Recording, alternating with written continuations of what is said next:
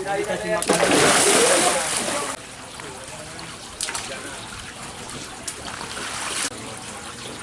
Makanannya tuh, galon sih ada bang ya.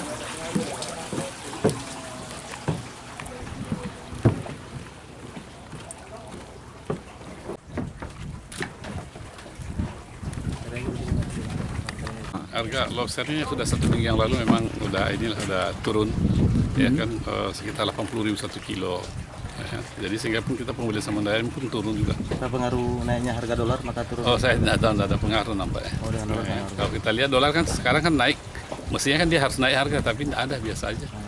Nah itu dia. Kapan dia waktu naiknya, Pak? Ini kan tergantung dari permintaan luar kan, mungkin ada acara hari besar, dia kan orang tuh butuh barang. Oh, berarti banyak permintaan harga meningkat. Iya. Berapa harga normalnya Pak? Maksudnya? Ini sekarang ini kan sekitar 280.000 aja. Sebelumnya 3,5. Oh, tertinggi 3,5. Iya, Per kilo. 3,5, 37 mungkin ya. Itu jenis apa, Pak? Lobster. Oh dia batu, semua rata-rata itu turun harga seperti itu. Permintaan paling tinggi biasanya memang di hari-hari besar ya, Pak? Oh dia waktu tahun baru Cina, waktu Imlek. Di situ.